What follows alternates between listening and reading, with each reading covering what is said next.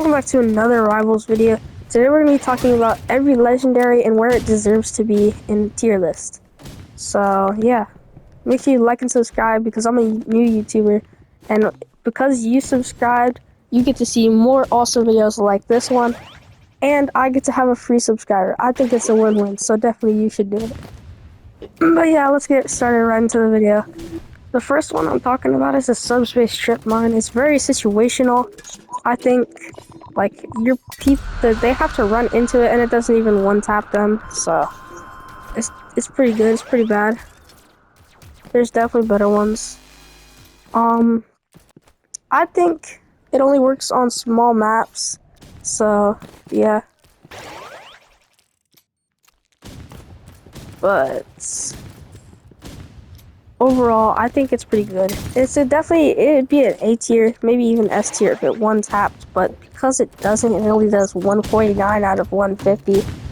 It's gonna be in B tier. Next up, the trowel. Trowel is it's also another situational legendary. It only works in small maps like backrooms, where flares are most common, and molotovs. But it does 3 tap, which I think is pretty good. But if you're gonna be up and close with melee, I think you should just go with the knife. There's definitely better melee options. But if you're in a tight space like backrooms or arena, I think you can definitely be good at blocking flares.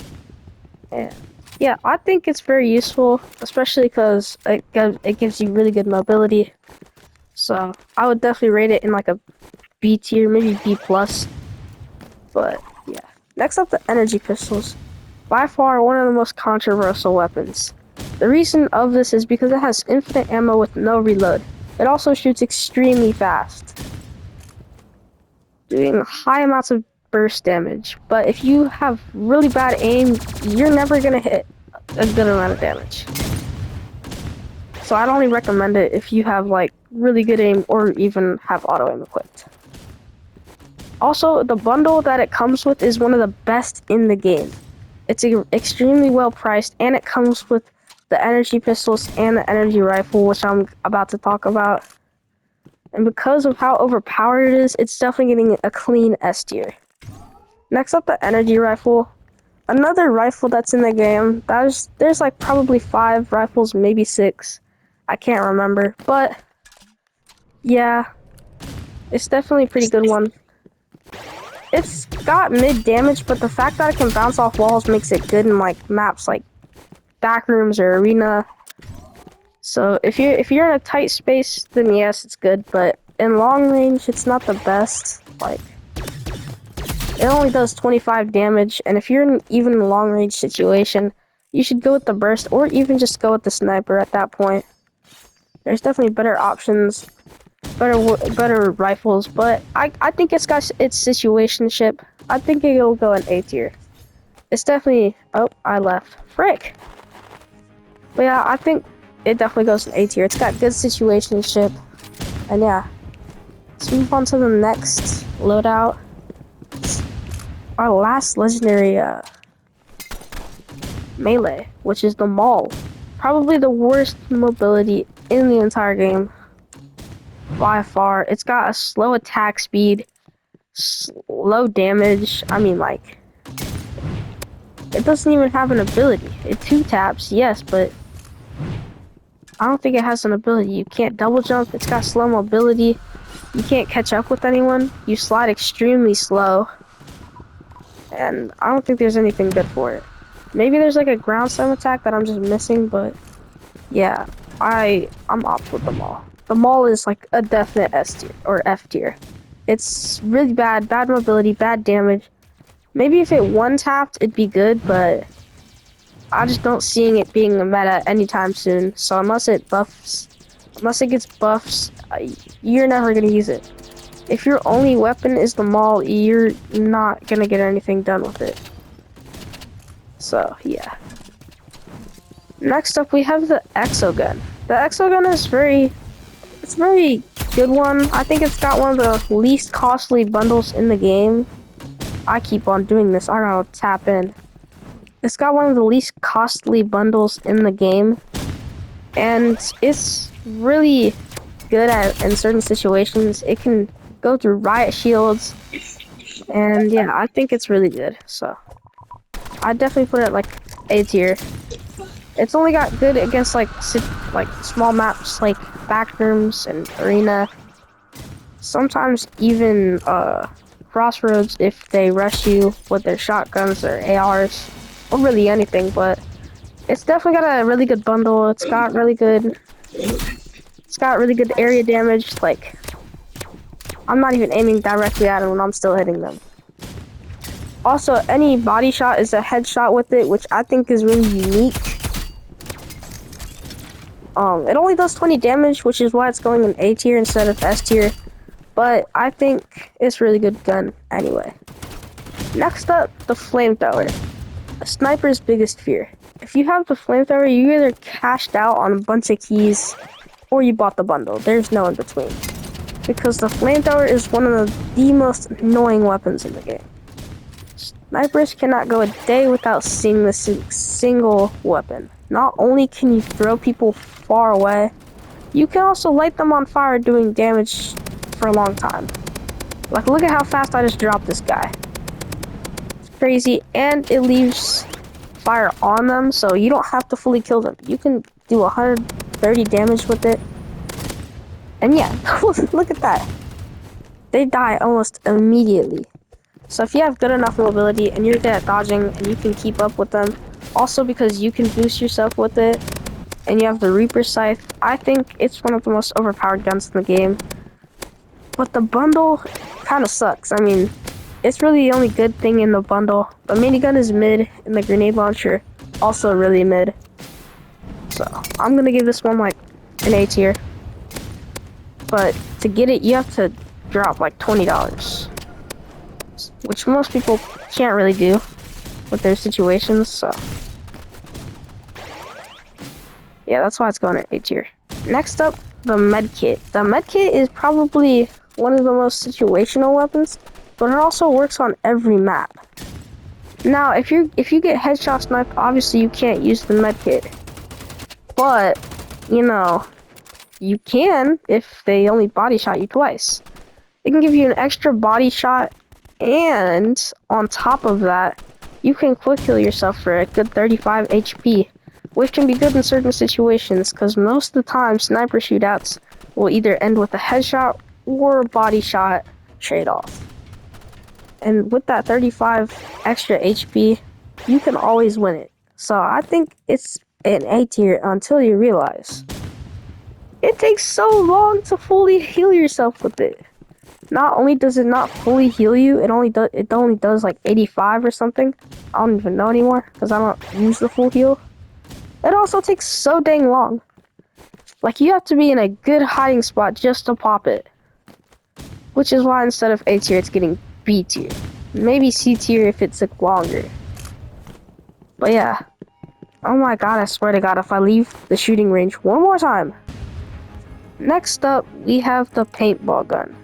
Paintball gun is very mid. I mean, it's a good AR, don't get me wrong, but I think it's more of a close range AR.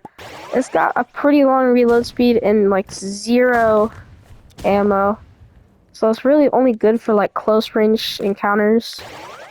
It does high burst damage, but you're never really going to be using it in long range situations. Not only is it more easy to dodge than most people think, but it has like literally no ammo. If you're only getting like 2 shots per mag when you're doing far, definitely don't use it for far because there's only 3 mags, I'm pretty sure. So yeah, I wouldn't use it. I wouldn't use it in traditional maps like Crossroads or Onyx, but yeah, definitely don't use it in long range maps. I would recommend it for short range maps, but because it's not a secondary, it's getting C tier. I'm joking. It's getting A tier. Dude, it does such high burst damage. Like, look at this, bro. I just killed that guy almost immediately. Now, the reason it's not S tier is because the fact that, you know, it has 0 ammo at all. Like, I literally sat there shooting it for, like, a minute, maybe. and it instantly went out. Also, the fact that most times it comes to heal offs, this can be really overpowered. Because while they're hitting you with like a traditional AR, or maybe even a burst, you're absolutely demolishing them up close. Which is why spammy weapons like Uzi, I think it belongs there. It's got really good short range potential, and I think it's really good. Next up, the slingshot. Now, I was kind of shooting it while I was talking about the paintball gun because I ran out of ammo. Embarrassing. But yeah, it does really low damage. But if you can hit your shots, then it'll do really high burst damage. I'm gonna refill the ammo real quick, just cause. But I mean, like, look at this burst damage. Look at this burst damage. Wow. Now the headshot damage is a decent.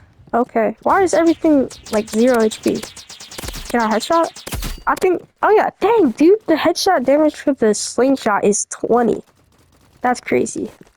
Especially because of how fast it shoots, and it can bounce off walls. It's really overpowered. It's definitely getting, I would say S tier, but that's only if you have good aim. I don't think it deserves a single class. I really do feel like it can be an A through S, depending on how good you are. Like, if you're really bad aim and you're not good with like bouncy guns that bounce off the wall, and you can't hit your shots most of the time, then yeah, this is not the gun for you. It's definitely B tier for you. But for people who have auto aim or even like good aim in general, I think it definitely deserves S tier. Next up, the Warp Stone. It's a really situational. Like, you only use it if you have knife because you don't have the jump pad, but the jump pad is one of the easiest to get in the game. If you don't have jump pad, if you have jump pad, then the Warp Stone basically becomes useless, especially because of its high cooldown. It's only really good for escaping, and then again, you have to throw it perfectly just to escape. That's why it's getting C tier. It's not good, it's not bad. I think in maps like Big Arena, or really just Arena in general, it can be good if you're a knife player, but I don't really see much potential. You can travel across the map multiple times with the jump pad and daggers. So I think for that reason, it's getting C tier. Oh my gosh. I have the stupid leave button hotkeyed, and it's so annoying. Alright, next up the minigun. I was talking about it earlier, and now we're only down to regular actual weapons.